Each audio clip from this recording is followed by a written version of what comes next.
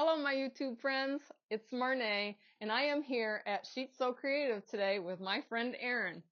And today, she's going to teach me something new, and I'm going to be a good student. I'm going to learn how to paper piece. I have no idea how to paper piece, and I'm very intimidated by it. And she has all this wonderful stuff, and she's going to teach me, so I'm going to take you all along. So maybe sometime I can teach all of you how to paper piece. So take it away, Erin.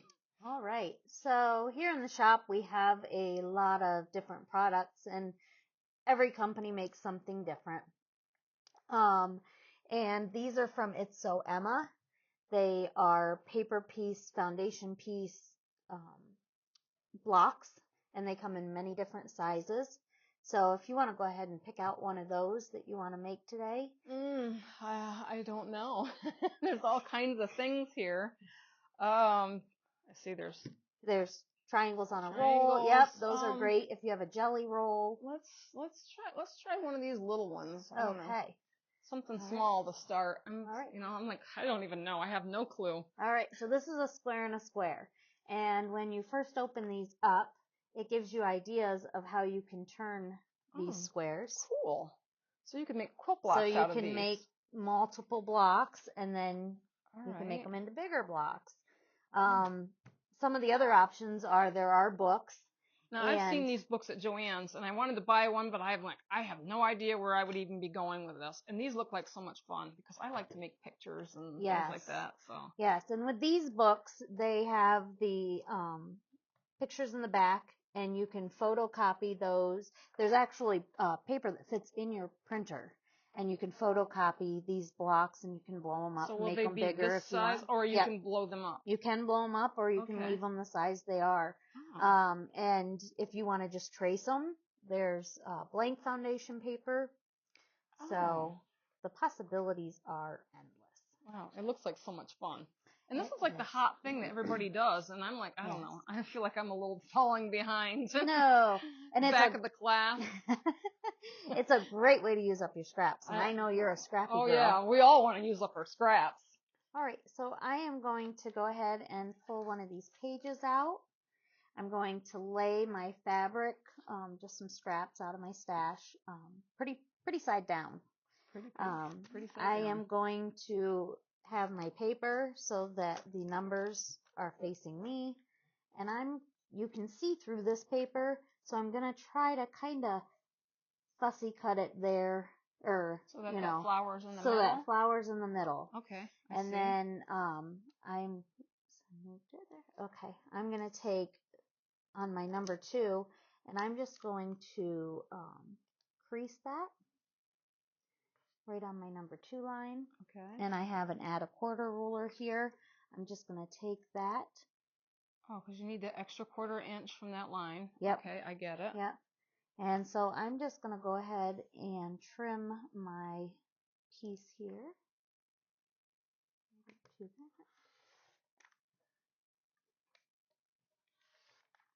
And this is great because you can use smaller scraps, and they don't have to be square. They don't have to be. Right. We've all got those in our scrap bins for sure. So now I'm going to take my second fabric here, and I'm going to lay it pretty sides together. Okay. And now I have my 1/4 inch there, so I'm just going to lay it so that the edges meet? The edges meet, yep. And then I'm going to flip my paper back, and I am going to go over to the sewing machine, and I'm going to sew right on the number 1 and number 2 line. And I'm just going to follow that center line there on my foot and just sew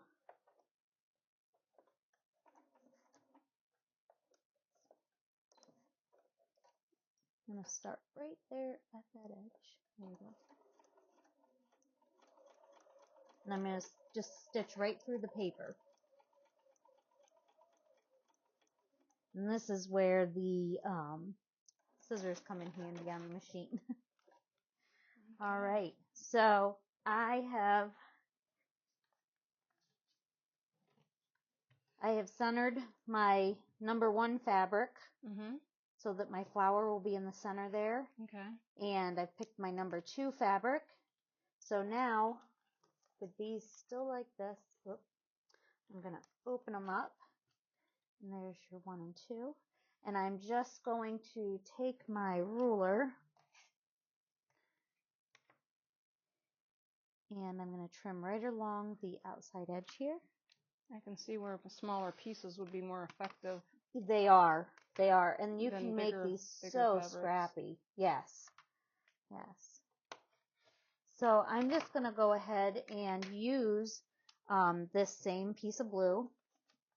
And I'm going to go to number 3. Okay. And I'm going to fold it back here at number 3. I'm going to do my add a quarter. Okay, add a 1/4 and inch. Trim. It's kind of a neat ruler. Is this made just for paper piecing? It is. Okay, Yep. awesome. That's good to know. So then I'm going to go ahead and line that edge up again. Okay. Make sure that they're even. And then you're going to sew it on that line? I'm going to go ahead and sew on line 3. Okay.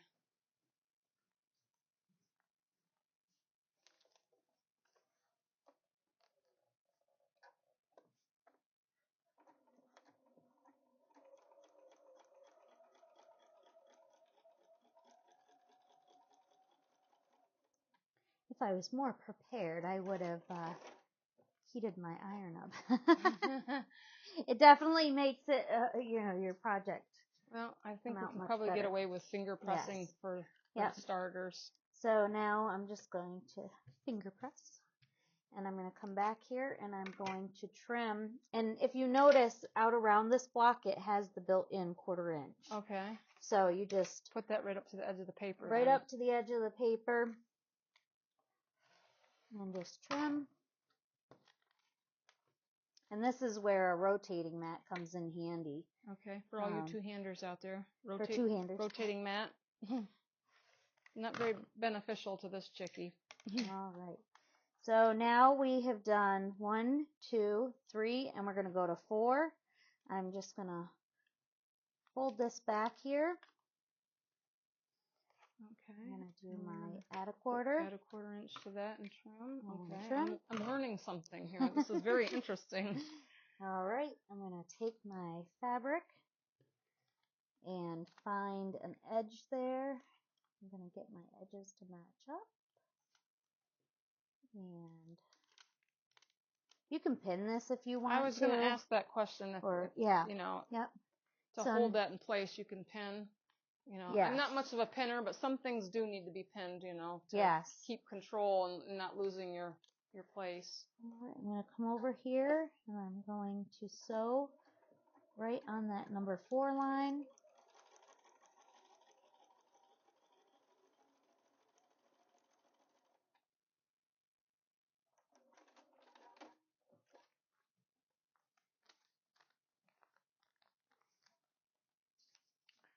I will flip that open.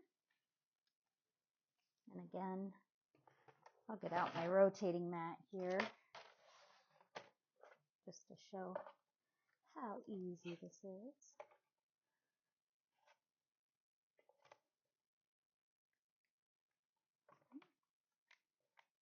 Just going to trim that block up.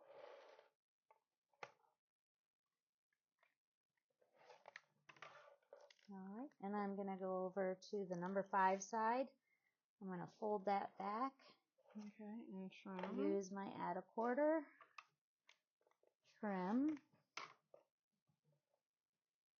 See all my little pieces out there. All right, and I'll find a even side on this.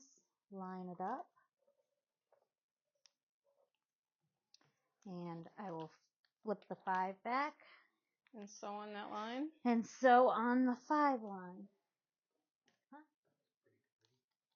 Yes, pretty to pretty. No, it is not pretty to pretty. Thank you, cameraman, for catching that.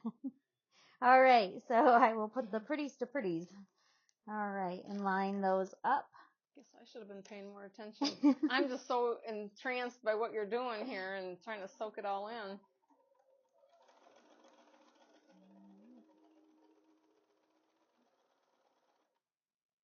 Yeah.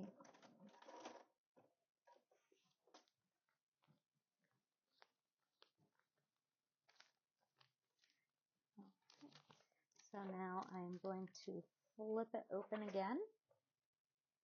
And trim right around that piece of paper. Trim around the piece of paper. Now for me at home, I probably do this on my cutting station, as I do that for all my trimming and everything. But I see where you're going. All right. And now we've followed all the numbers, 1, 2, 3, 4, and 5.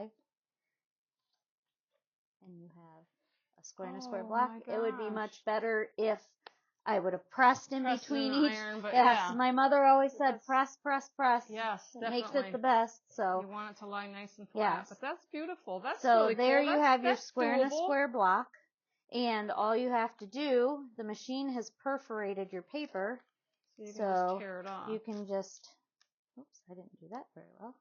But you can just go ahead and some people will mist it. I was going to say, maybe mist it with some water and then soften that paper up.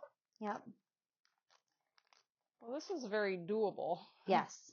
I know it's been a lot of the rage for a lot of people, and I just thought it was out of my comprehension because there's just so much stuff, and I just didn't have a clue. But this is really interesting, and it's a very accurate way of sewing. Very accurate. To get a nice square block. So you wouldn't have to trim this or anything, you know, like when you prepare a lot of your blocks, you have to usually square them up. So these would be perfect. Yes.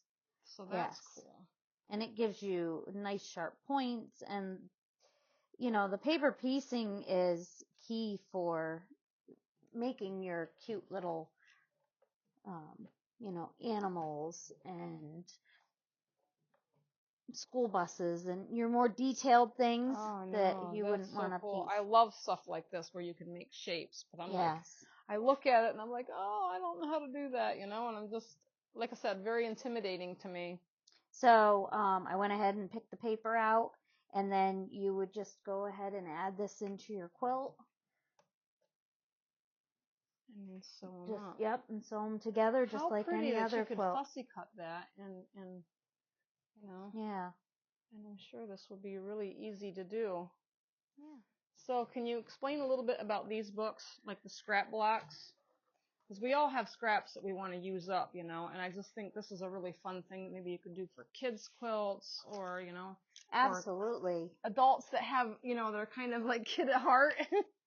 And the nice thing with foundation paper piecing is, as I did here, you can really be particular on, you know, if you wanted a fabric and you wanted a heart, you could incorporate you would in there. know, like this one here you would know right where it's going to land. Got a little, I don't know what that is, if it's a bird or some kind of little critter in there, and he's kind of scrap pieced around it. So that's kind of neat to, if you had something, you know, you wanted to, you had only like little piece of something with a picture in it, like you hate throwing that little piece away, you know, that has something really cutesy in it. Because I've done that and I've saved them, and I'm like, oh, what am I gonna do with it? You know, it's too tiny, or you know, the angles are wrong. But this might be a great way to put some of them cutesy little fabrics that you just can't stand to throw away when it's so pretty. Because that's the problem with me with scraps. It's just so pretty, you know, and I hate wasting it. So and you can personalize these, you know, with the dragon here. If you wanted to, you could make each one of his horns a different color. Oh, that's a neat idea. So do I need special paper for these? Or you just said you copy these and I didn't look in the back here. You can copy them onto just standard paper. The foundation papers. But these don't have the letters on them or anything. They do not. So with this book here, you would. I'm just trying to get an example. Yeah, you would follow your pattern. You would print out. Okay, so this one is the cat pose, page 109. Okay, so we'll come over to 109, and I would print cat pose from page 82. I would print this on my foundation paper, or just printer paper, Okay. and then I would come back and it gives me all the numbers. Okay, So it's then like I a would puzzle number my piece, pieces. and they would walk you Correct. through on where to sew and where to put each fabric. Correct. Wow, and it looks like they're layered and sewed on here. So this might be Yes. something to experiment with. Yes. Here's the this is the paper that is already ready to go in your printer, and it's much thinner than standard paper. Oh, so this would be so great it tearaway easily paper. tears away. Yes. Okay. Yeah. So I would put that in my printer, and then I could just copy off these little patterns in the back, or you could Yes. enlarge them on your printer. Yes, you could make them. And then this book here would big as your walk you piece of- through all of these little. Correct. Okay. Very cool. Might be something to experiment with. Maybe a future video. I don't know. I have to practice first before I would try to show anybody. But this has just been some really interesting stuff, you know. I think I've heard practice makes progress. That's my line, yes. My niece actually told me that line, you know. So everything, you know, you can't learn stuff overnight. It does take practice, and for me, it definitely does, you know. And I've learned that I've gotten better with my sewing and everything that I sew. So, I mean, I enjoy the journey. So I'm hoping that this will be helpful to somebody out there that's intimidated with paper piecing like I am, and maybe want to try something like this. I think this would be really fun, and it's a great scrap buster by the looks to really Absolutely. So well, and you know, we have scraps left over from doing this, but they can easily be used, reincorporated into something smaller else pieces. in other blocks. Well, Absolutely. that's very interesting. Yeah. So I'm hoping some of my viewers might check out your site and maybe delve into some of this and experiment and play. Well, sun's coming in your window. And there is, oh yes, this is the afternoon sun. Mm-hmm. And there also is from It's So Emma, there are foundation papers that are on a roll. Mm-hmm. So these work great for if you want to lay them on a jelly roll and you just follow the lines. Oh, And very that gives cool. you We all have really quick half square fun triangles. jelly rolls. I know I have quite a few of Yes. them in my stash, and I'm always wondering, what am I going to do with them? I'm saving them for something special, but these are really fun, you know, and I'd really like to learn more of this. And It's So Emma has done a great book that uses the triangles on a roll. Mm-hmm. I like the It's So Emma books. I think they're from Fat Quarter Shop, and I have a few of them myself, and they're very easy to read. So I think that would be a really fun. I like how this is spiral bound too. Yes. So when you open it, you know, you're not fighting with the book to keep it open, you know, everything stays open and you can and I like how they make the directions too. I love how they tell you which direction to iron it, to press it. Oh yeah, that's cool too. Yeah, these remind me of the Lori Holt books. I love her books because they are so explanatory on how to do it. And she is It's So Emma is her oh, what do they call it? They're her printer or whatever they print her books for. Yes. So it's very interesting to know. So I love how the arrows, if you follow the arrows, everything nests right together perfect. Directions. Yeah, follow the directions. I have a problem with following directions sometimes, you know, because I'm a visualist, but I think this is something you really have to pay attention to, but I think it would be so worth it to learn and follow along. So well, and the nice thing with foundation paper piecing is if you're a little intimidated by all the math of quilting and getting the right sizes, measure, cut and trim, you know, all that stuff that we do to make our blocks perfect. This takes all that away. Wow. So I definitely am going to experiment with some of this. This is kind of exciting. It's like opened up a whole new door for me. Oh, oh, it's so magical. Wow. So lots of books out here, you know, on paper piecing. This one actually looks really interesting too. 100 paper pieced quilt blocks. And they look like there are a lot of fun ones on here. Coffee cups and jam jars and honeybee hives and owls and martinis, alligators, lemons, lightning bolts. Yes. Oh, look at even on a bag. Awesome.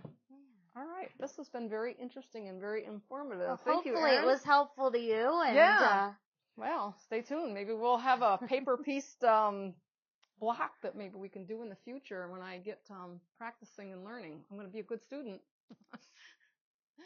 All right, you guys, I hope you enjoyed this little video on paper piecing with Erin Sheets at Sheets So Creative. Please check out her shop. She has some amazing array of stuff here to play with, so check it out. And I will chat at you later. Please like and subscribe.